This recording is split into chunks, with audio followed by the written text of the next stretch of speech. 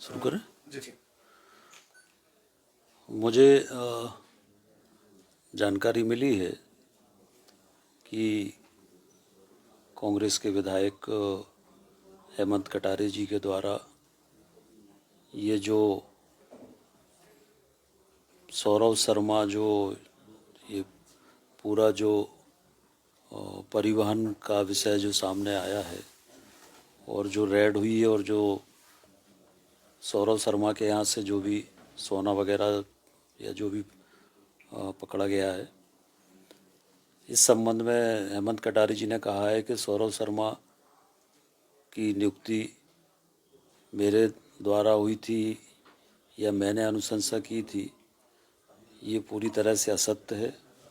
मैं पहले भी इस बात को कह चुका हूँ कि वो एक भी ऐसी नोट शीट दिखा दें कि जिसमें मैंने सौरव शर्मा की नियुक्ति की अनुशंसा की हो या अनुमोदन किया हो या सहानुभूतिपूर्वक विचार करने के लिए लिखा हो। मैंने कभी भी सौरव शर्मा की ना नियुक्ति की अनुशंसा की। एक सामान्य रूप से मंत्रियों के पास आवेदन आते हैं तो विभाग को भेज देते, पर नियुक्ति का अधिकार भी परिवहन मंत्री को नहीं होता, ये आयुक्त ट्रांसपोर्ट कमिश्नर को होता है। तो मेरे द्वारा ना कोई अनुशंसा की गई, ना कोई सहानुभूतिपूर्वक विचार करने के लिए लिखा गया, ना मेरे द्वारा कोई आदेश किया गया। हम सब जानते हैं, पूरा प्रदेश जानता है कि हेमंत कटारे मैनेज होके पत्रकार वार्ता करते हैं या मैनेज होके आरोप लगाते हैं। ये कोई एक मामला नहीं है, ये लगभग इनका हर दिन का काम है। विधानसभा में अगर हम देखें तो विधानसभा में ये प्रश्न लगाते हैं, ध्यानाकर्षण लगाते हैं और उसके बाद फिर मैनेज होके उसी के पक्ष में पत्र लिखते हैं, उसी के समर्थन में पत्र लिखते, उसके बाद उस बारे में नहीं बोलते, उसके बाद उसकी कार्रवाई के बारे में कभी नहीं बोलते। इसी तरह से पूर्व में सुधीर शर्मा जी के ऊपर इन्होंने आरोप लगाए और फिर बाद में मैनेज होके और स्वयं ने कहा कि ये आरोप गलत थे। तो हेमंत कटारे जी, पूरा प्रदेश जानता है कि मैनेज होकर पत्रकार वार्ताएं करते हैं। जब इस मामले में ये जो रेड हुई है, जब सारी जांच एजेंसियां जांच कर रही हैं, इनकम टैक्स भी जांच कर रहा है, ईडी भी जांच कर रही है, लोकायुक्त भी जांच कर रहा है, जब सारी जांच एजेंसियां जांच कर रही है तो क्या पत्रकार वार्ता करके जांच एजेंसियों को प्रभावित करने का प्रयास है? क्या जो असली आरोपी है उनको बचाने का प्रयास है? क्या उनको बचाने के लिए ये सारा जो मामला है वो डाइवर्ट करने का प्रयास हो रहा है? पर मैंने पहले भी कहा और आज फिर कह रहा हूँ कि जांच में सत्यता आएगी और जो भी आरोपी हैं वो सारे आरोपी, उन पर कार्रवाई सरकार करेगी।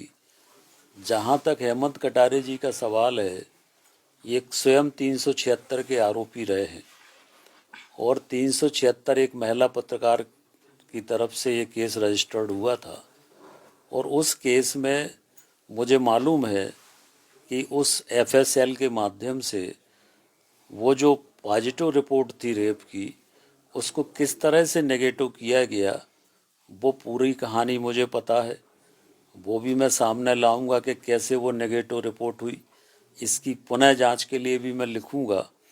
और हेमंत कटारे जी की भोपाल में आज अनेक प्रॉपर्टी हैं, अनेक संपत्ति हैं, ये कहाँ से आई?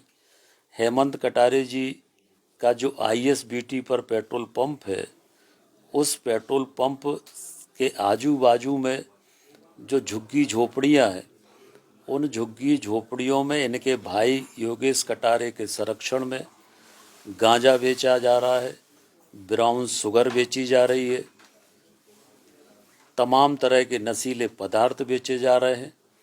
इनके खुद भाई के ऊपर, योगेश कटारे के ऊपर 35 आपराधिक प्रकरण है और ये चुनाव के समय भी भिंड में कैसे चुनाव जीते ये भी मुझे मालूम है। भोपाल से अपराधियों को ले जाकर बूथ कैप्चरिंग करके ये इन्होंने चुनाव जीता। तो वो पूरे समय भोपाल में रहकर और मैनेज होकर इसी तरह से लोगों पर आरोप लगाते हैं, पर मैं उनको मैनेज करने वाला नहीं हूँ। मेरा राजनीतिक जीवन खुली किताब की तरह है। और उन्होंने कहा कि सौरभ शर्मा की नियुक्ति मालथोन चेक पोस्ट पर मेरे समय में हुई थी। मेरे समय में सौरभ शर्मा की ना केवल मालथोन चेक पोस्ट, किसी भी चेक पोस्ट पर नियुक्ति नहीं हुई। मेरे समय में ऐसा परिवहन मंत्री था जिसने पूरे प्रदेश में चेक पोस्ट बंद कर दिए थे। तो उनको तो मेरी प्रशंसा करना चाहिए कि मैंने तो चेक पोस्ट बंद किए थे, तो वो तो उल्टा प्रशंसा करने की जगह आरोप लगा रहे हैं। तो ये सब किसके कहने पे कर रहे हैं, क्यों कर रहे हैं, ये सब जानते हैं। और ये पूरी तरह से एक असली आरोपियों को बचाने के लिए मामले को डाइवर्ट करने की कोशिश हो रही है। और हेमंत कटारे जी से मुझे प्रमाण पत्र लेने की ज़रूरत नहीं है। शायद उनको मेरे पारिवारिक इतिहास की जानकारी नहीं है, मेरी पैतृक संपत्ति की जानकारी शायद उनको नहीं है, और इसलिए उनने इस तरह की बात की। हमारे पिताजी ने 25 एकड़ ज़मीन जिसकी कीमत 500 करोड़ है मंदिर के लिए दान दी है। तो जिसके पिता 25 एकड़ मंदिर के लिए दान 500 करोड़ की ज़मीन दे रहे हैं, वो क्या ऐसे ये इस तरह की गंदगी करेगा क्या? तो ये पूरी तरह से मैनेज होकर ये पत्रकार वार्ता की है। हम इसकी खिलाफ मानहानि भी करेंगे। और ये क्यों हो रहा है, इसके पीछे कौन है, ये सबको मालूम है। और कैसे कैसे मैनेज होते हैं ये भी मुझे पता है। और इसमें भी कैसे मैनेज हुए वो भी मुझे पता है। और इसमें भी क्या मिला वो भी मुझे पता है।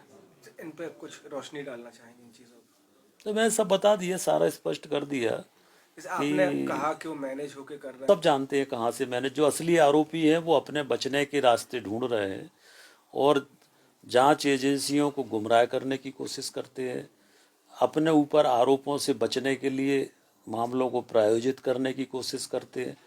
पर मैं कह रहा हूँ कि जब जांच हो रही है